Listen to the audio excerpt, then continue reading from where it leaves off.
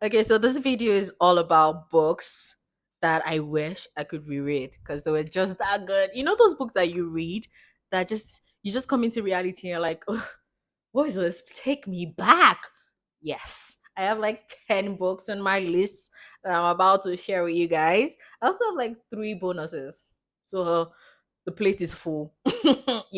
Hey guys, my name is Timmy Tayo, but you can call me Timmy. You can also call me Luna. This page is all about books. I read a lot of books, good books, bad books. Yeah, a lot of books that that make me happy, also make me really mad. This page is all about bringing all those books to you so you can share my pain and also share my happiness.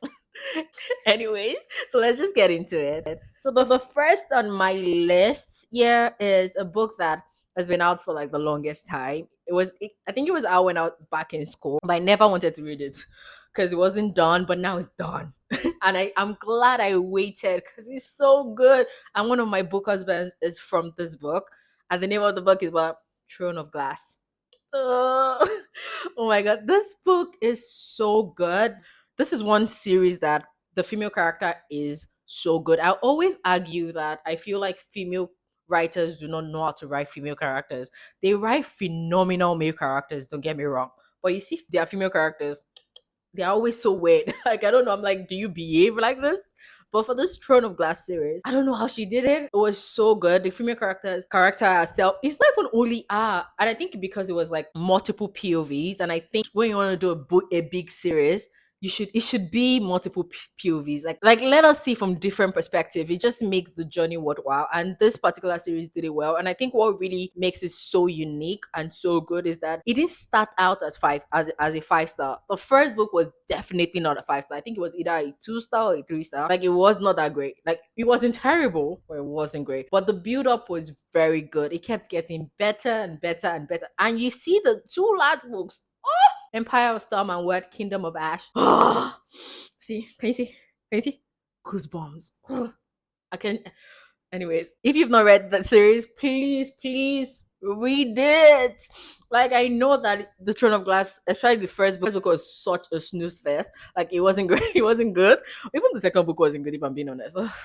But it just got better. Like just keep at it. I know it sounds like a chore, I know, but please trust me. If you won't trust me on anything, trust me on this. So yeah, enough of that. My next book. Oh wait, before I even go to my next book, I forgot to tell you one of my book husband, Rowan. I don't play with Rowan. That's my baby boy right there. Yeah, the second book on the series on this list is what? The Crown of Oaths and Curses by Jay Bree. Oh my god, guys. This book, I read it last year and it's so difficult for me to find 5 star reads. Like it's always so difficult. But this particular book, guys, I read it in one sitting. I didn't sleep that night and I woke up. I said, what did I say? I woke up. I didn't sleep that night. And the next day, I looked around when I was done. I was like, ah, what is this? Like, take me out. Like, it was just so good. And when you're talking about enemies to lovers, like, don't, when you're talking about enemies to lovers and you're like, oh, the guy was in love with the girl all alone. No. That's not what we're talking about here. This is real ass enemies. Like, the enemies were just like, enemy. It was so good. And this is also another series that the female character is such a badass. Like she's so good. It's still ongoing. The second book in the series, I think by the time this video is out, the second book in the series is probably gonna be out, coming out because May 19th. This video might be out by then. Who really knows? Who really knows? But yeah, it's so good. And if you guys have not read it, please read it. Not for the male character, because that nigga pissed me off. But the female character, oh my god, guys, the ending. Oh, should I say more? No, I'm gonna say less. So yeah, let's move on. The third book on the list is what? Oh, guys, The Maddest Obsession by Danielle Laurie. Oh, guys. If you know me, you know that I like my man obsessed. Like not stalkerish obsessed, but like, the border, but like be obsessed with me, you know. Like you've not spoken to me today and you can breathe well. Now that's kind of sus, don't you think? But yeah, this Maddest obsession did obsession correctly. Yeah, I said what I said. Like it was so good, and I like one thing I like about it was that it was very short. Like it wasn't long in the slightest. Like it's something that you can read in like one sitting. It was so good, and I think what made it really work as well was that it was done in his POV and a POV. So you got to see him really obsessed with art. Like when you're talking about obsessed, and you're like, oh, the word is definitely overused for sure. But this obsessed, this nigga he had to go meet a therapist because of how obsessed he was with her. Like, guys, thinking about it now, it's just like I will probably need to reread it because it was so good. And mind you, this book is part of a series. It's actually the second book in the made series. But tell me why I DNF the first book and the third book because I'm like, nah. The first book was just not. I didn't even like it. I didn't like it at all. Well, and the third book there were just some questionable things that were just happening, and I'm like, nah. So I DNF'd it as well. But you see, the second book, I do not play. I do not play about it. It was very good, very good. So go read it. The next book on the list is what? Spells for Forgetting by Adrian Young. Guys, I'm sorry if I'm pronouncing these names badly, if I'm butchering these names. I'm terrible with names, but yeah, Spells for Forgetting. Guys, this book, I don't know. Like, usually, this is not like I wouldn't have actually read this book, but I love a good suspense. I started with suspense and romance. So I'm always suspense and romance will always have a good spot in my heart. But now I'm like a fantasy girl, but I still once in a while read suspense and romance, right? Tell me why this book started out very dry. It started out very dry. I don't know. I think it was a writing style. But it's those style of books that you really need to give it a chance.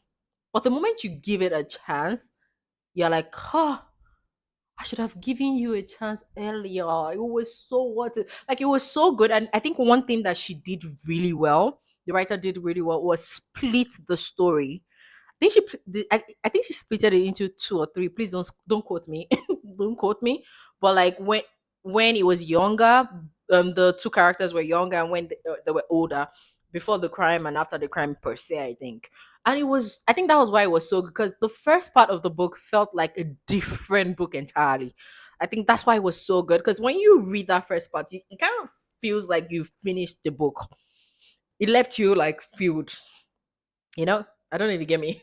I don't know if I'm selling this book well, but if you're a suspense romance girly and you're not looking for something too intense, like something like a fantasy that like, oh my god, this word is so complicated. If you want something that's like a fast read and it's not too complicated, this is the book for you for sure. Thank me later. Yeah, thank me. The next book on the list is, oh my god, guys. The entire series is called Curse of the Gods. Oh my god. Guys. This is for my reverse RM girlies out there. Please, if you're into reverse RM like me, this series is for you. This series introduced me to the world of reverse RM, and I've been trying. When you've been trying to feel that, get that same eye. That's what I've been trying to do with other subsequent reverse RM books I've been reading because this book just gave me that ultimate eye. It was so good. I don't know. I don't know what they did because usually I don't know if like two writers when they come together, that is very hard to do for the book to be really good. I'm not saying it's impossible because I've read a lot of books that two writers have written and it's been really good, but I think it's hard to do. But they did it really well. So we have Jamie Eve and Jane Washington coming together in this series to write such a phenomenal reverse RM series. And you already know that I like one girl, multiple men. Guys, I'm innocent, don't mind. Sorry. But yeah, they did it so well. The only reverse RM books I tolerate is reverse RM books that have fantasy elements within it because it kind of has a way to justify the reverse RM. I like that. So it's not like just like, oh, I just cannot pick. Ugh, that's kind of lame. But like the we are literally made for each other. I love that. Like we can't live without each other. I love that. I love that. So that works for me, and that's why I read only fantasy reverse RM. And this particular one did it beautifully. So guys, go read it. The next one on my list is what? Oh God, yeah, Six of Crows by what Lee Badugo. Six of Crows. Oh my God, caught me off guard. I think that's the best way to describe Six of Crows because, to be honest, I was not expecting it to be that good. I wasn't because I hated Shadow and Bone. Like I hated it. Like I'm like, what is this? What is this book? Like, why was it sold? Why do people like it? I did not like it at all, and it was less. I think it's not even about the writing. I didn't like the characters. I hated the main character, the girl. I didn't like the guy. I'm like, oh, please. Maybe if you ended up with the Darkling, I might have like, okay, maybe there's a chance there, but it just was just it felt like something that maybe if I was like younger, I would have eaten it up, but like now, I just ate it. But Six of Crows, I don't know why I gave it a chance, but it was so worth it. And mind you, the center of the story is not romance. And you know, I'm a romance girl. If in case you've forgotten or in case I've not said it, I'm a romance girl. Like I don't play with my romance. Like I don't read a book that does not have romance. Please, just you don't even need to make it the center of your story. Just give me a glimpse, like something. Just give me anything. Like let me live through you.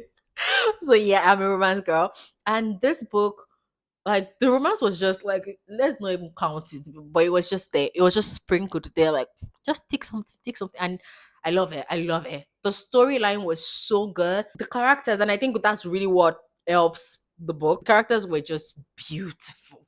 Oh my god. Oh my god. Like it was just done beautifully. And I think the Netflix adaptation, although it didn't do it complete justice, I think the casting was done really well. Really, really well. But yeah, that's by the way. Should definitely go read that. Obviously, the next book on my list is what? This is another series. This is we're moving into historical romance. This is the Sinful Wallflower series by Stacey Reid. Guys, this series usually I'm always so picky with my historical romance because I like my historical romances like let it I like it to eat, like because I love a good seduction. Like I love me a good seduction, and historical romance, they know how to do that. They give me exactly that. They give me exactly that seduction. And at a time where, granted, things were not like the best for women, but because of things were not like easy in the sense of like romance, they had to actually put the work in, and I love that. Like I love that. It's a time where you write letters, things like that. Oh yes, where they're good with words. I love my guy. Like I love the guy that's good with with words, and that's the time. So Sinful Wallflowers was just done really really well. Every single book in the series was a 5 star. Like it was so good, and I think I started with the second book in the series, and I just like you can read it in any other. Like it was so good. Every single one. I don't have any negative thing to say about any of the book. Like it was just so good, and I don't know why she just suddenly stopped and like I started writing random ones. Ugh, like girl, please finish this series. But this video is not about annoyance. I'm just gonna stick with my happy flow.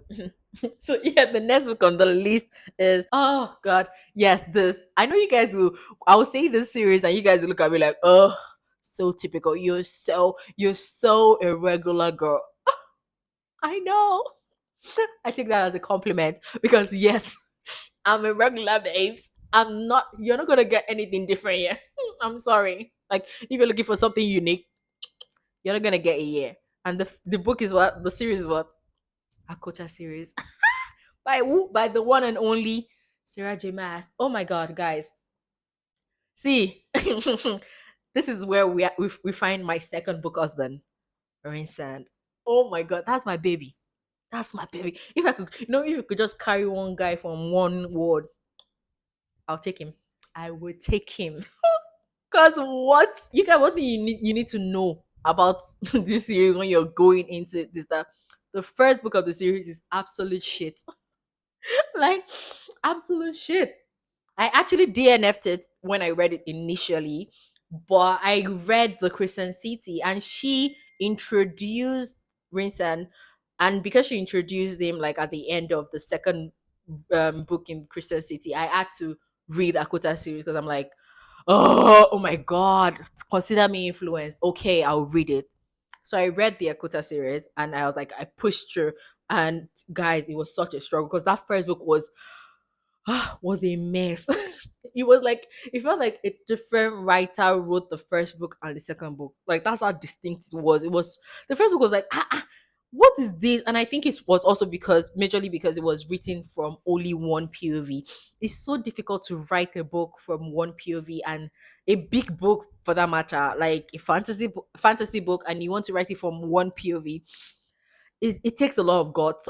I think that's a lot of guts, and your character has to be really good. And Farrah was annoying in the first book, but it got so much better. You see that second book and third book, I don't play with it.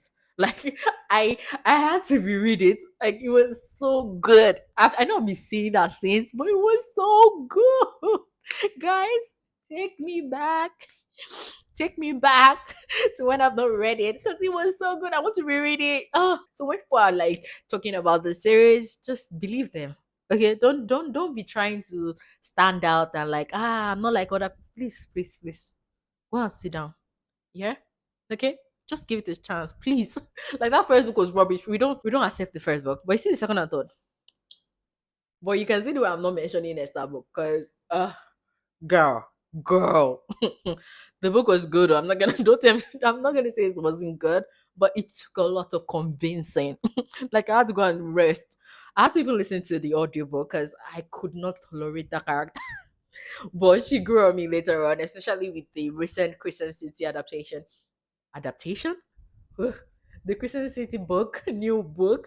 So she grew on me, and like I love Nesta now, but it was such a struggle. Let me not lie. Ugh.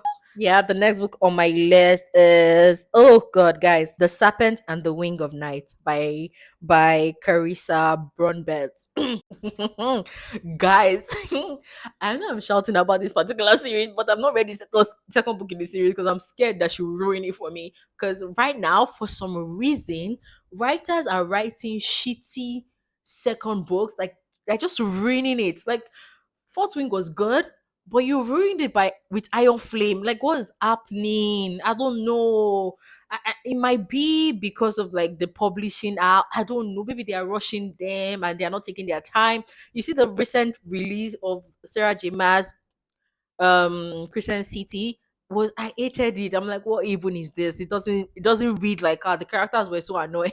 But anyway, that's a story for another day. I'm gonna literally make a different video so you guys can hear my thoughts about that particular book. Oh, but this particular book, this was The Serpent and the Wing of Night, was so good. I know, obviously, it was so good, but it was so good.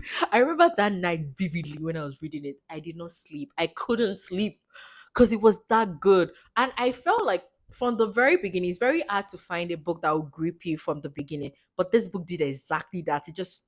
It gripped me and did not let me go. Like it was so good. Even for the villain, I could, those type of book that you can justify why a villain is a villain. That is exactly what this book was. Because I could see why the villain did what he did. And I think that's really good character development or character layer or whatever you want to call it. It was so good. And I'm gonna try my best to read the second book and just like push through.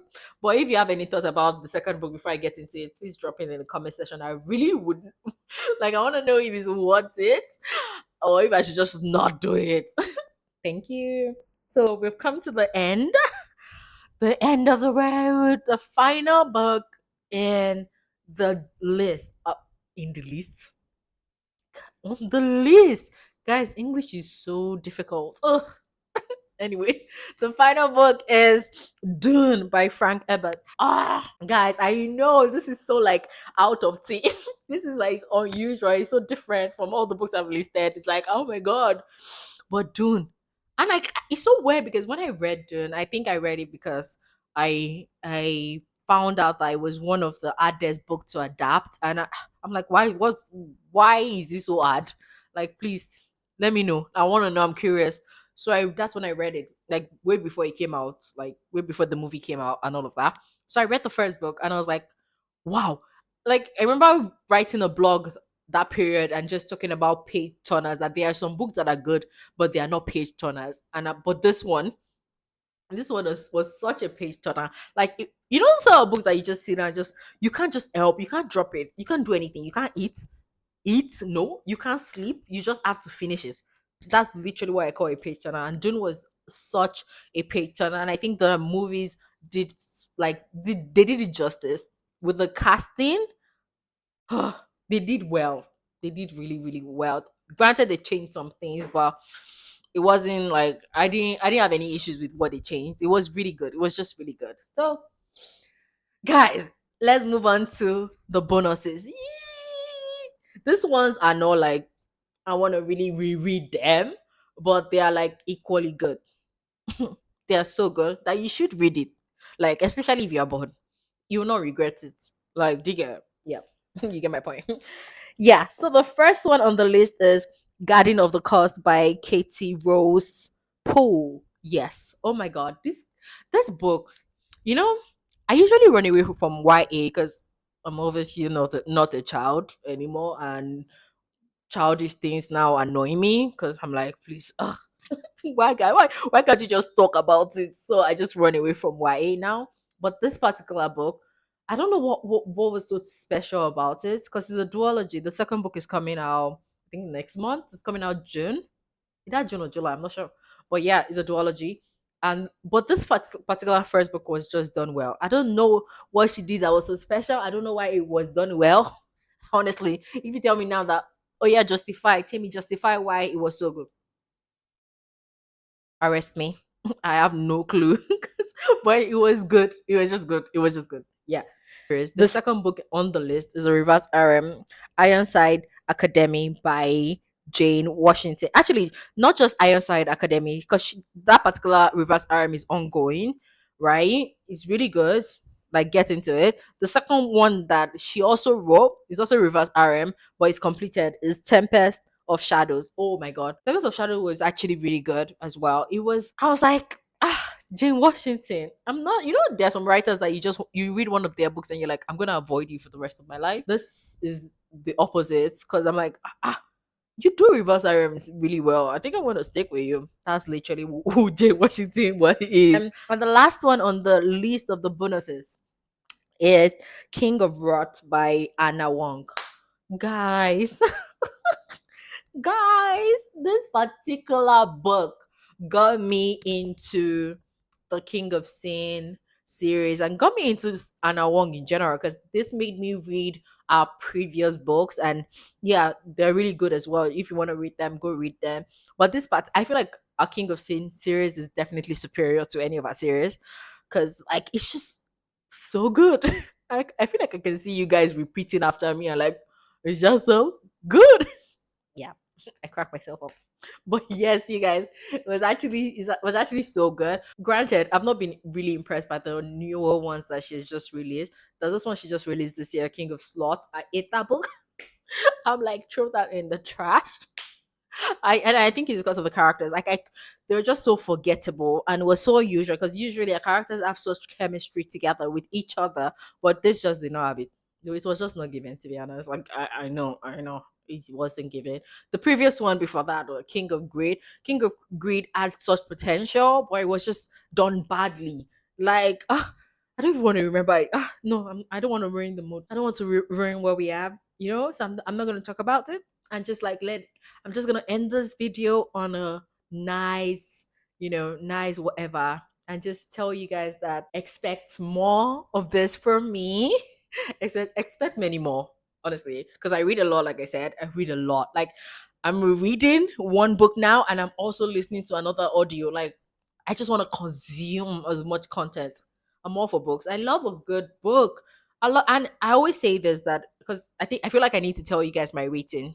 My first star books are books that are unreadable. Like, why are you even a writer?